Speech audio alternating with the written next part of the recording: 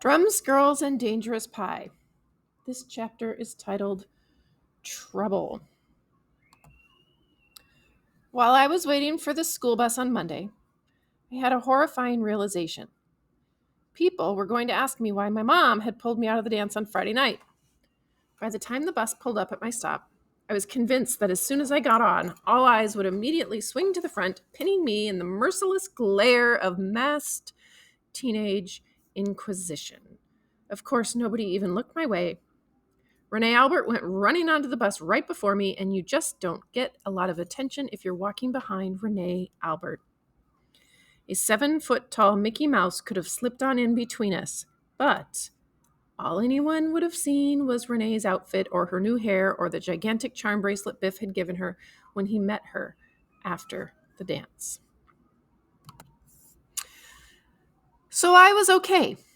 I sat down alone in a seat with my head kind of tucked down into my sweatshirt. It was a really stupid and pointless defense, like when a turtle tucks into its shell because a locomotive is barreling down on it.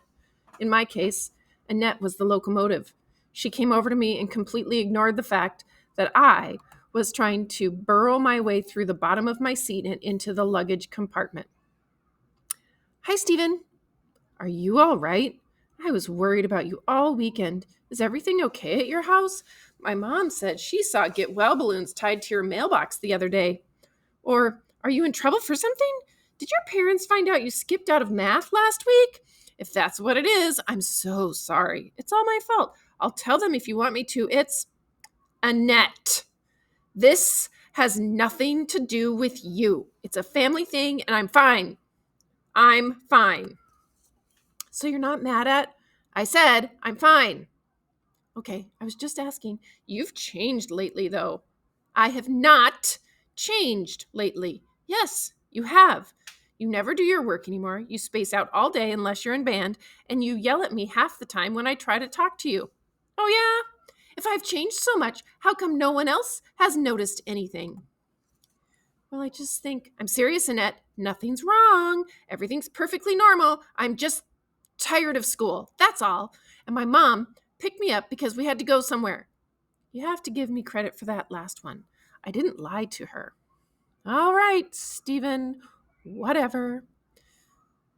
So how was your weekend, Annette?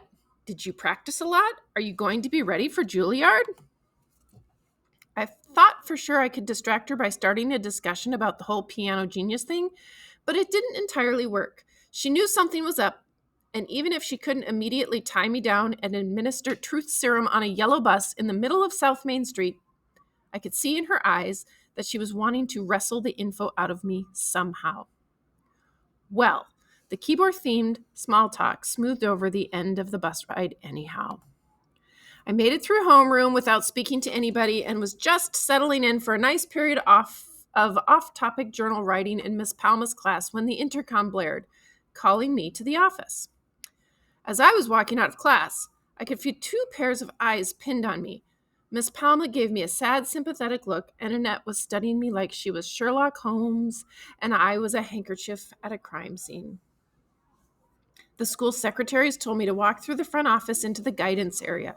Whatever was about to happen to me apparently had a mental health angle. I had become what my mom refers to as a student concern. The counselor waved me right into her cubicle office and gestured toward a seat. I had never been there before, but I got the vibe pretty fast. If you're into pastels and motivational posters, that little cube was definitely the place to be.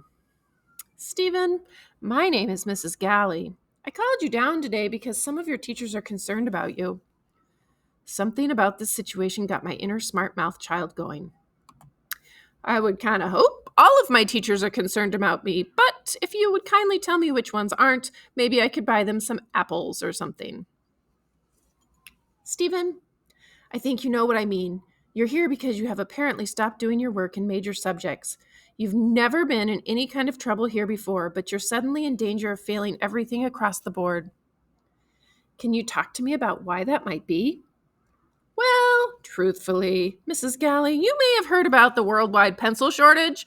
I like to think that by skipping my homework, I'm doing my little bit to conserve. Then she did something that generally works pretty well on me. She administered the silent treatment. She just looked and looked at me. I tried desperately to occupy my attention by looking at other things in the office. The little poster with all the different smiley emotion faces on it, the stuffed animal Garfield on top of the filing cabinet, the jar of candy hearts on the desk. The candy hearts did it, in a way. They distracted me from Mrs. Galley's stare, but they also made me really want to eat one of them. After the high-powered battle of wills reached an unbearable peak of tension, I asked for a candy heart. You want a candy heart, huh? Yes, Mrs. Galley. Well, I have a little rule here, Stephen. You talk, you eat. I began to realize, perhaps too late, that I had underestimated this lady. The silence fell over us again. I was not ready to tell anyone about Jeffrey, and after 3 weeks of keeping this secret in, I was darn well not going to crack over a stupid piece of penny candy. Just then the bell rang. Okay, I guess I'll just be going now. It was nice meeting you. Thanks for nearly giving me some candy. Hold on, Stephen. You have gym this period, don't you? Yes. Why? Did you ever wonder what all of your subject teachers do second period if every single student on your team has gym? Well, not really. Do they hang out behind the shop room and smoke unfiltered Camels? Nope. They all meet with each other. In fact, they're meeting right now. And you and I are going to head on down there and meet with them. Do we have to? Yep. Do we really have to? Uh-huh. I started to walk out of her office on the little walk of doom she had arranged for me. Not so fast, Stephen. I whirled back around. Want a candy heart? Okay. I wasn't feeling too proud at the moment. I took a candy heart and the long walk began. When we walked in, all of my major subject teachers were sitting around a huge conference table drinking coffee, laughing, grading papers. They looked up at me without any surprise on their faces. I had been set up for sure. Mrs. Galley led me to a seat and sat down next to me. Next, the teacher started in. Here's what I heard. Stephen, we like you, blah, blah. And you've always been an excellent yada, yada, yada, yada. But suddenly you're not performing up to your fruff, fruff, fruff, fruff. Your grade in my class has slipped from a 92 to a rah, rah, rah, rah. We're here today so that you can help us understand how to help you with no. Stephen, can you tell us what has been going on? Stephen!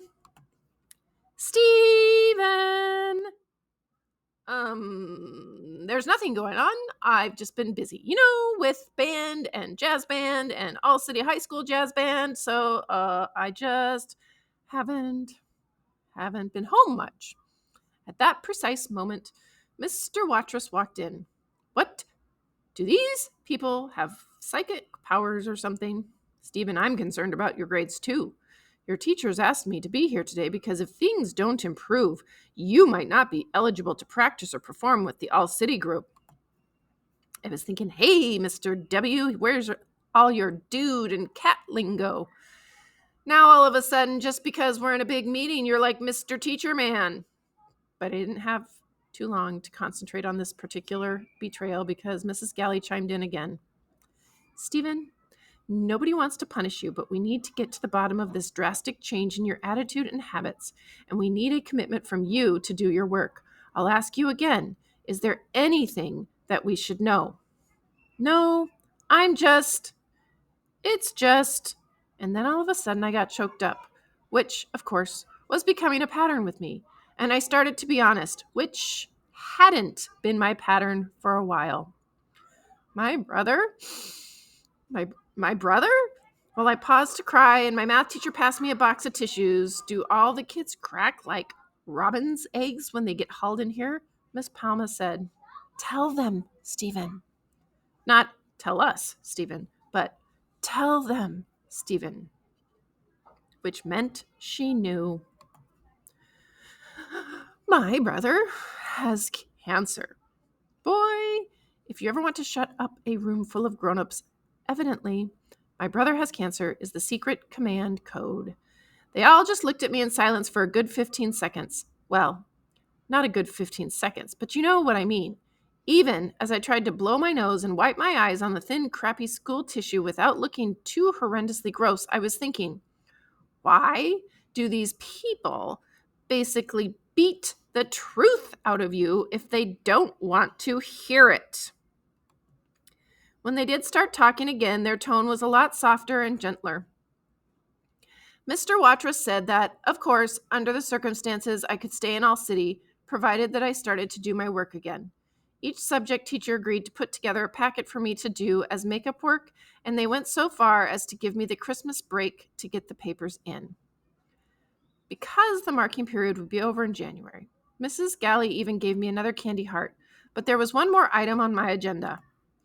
Do my parents have to know about this if I swear I'll make up all the work on time?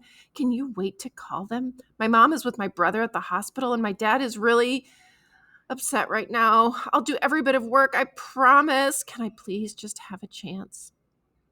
Everyone agreed to that, and the meeting was adjourned just as the period ended. I wasn't ready to walk out into a school hallway yet, so I took my time, using up some more tissues and taking a series of very, very deep breaths. Miss Palma stayed behind with me for a minute. Stephen, if there's anything else I can do, you read my journal, didn't you? No, I didn't read your journal. What do you mean? You knew my brother had. You knew about my brother. Stephen, I assure you, I didn't read your journal. I never read anything a student doesn't want me to, ever. Then how did you know? Other people know about your brother's condition. Who? Stephen, we're both going to be late to our third period classes. Who? Who knew? Who told you? A student, Stephen. A student came to me because she was extremely worried about you and didn't know what to do.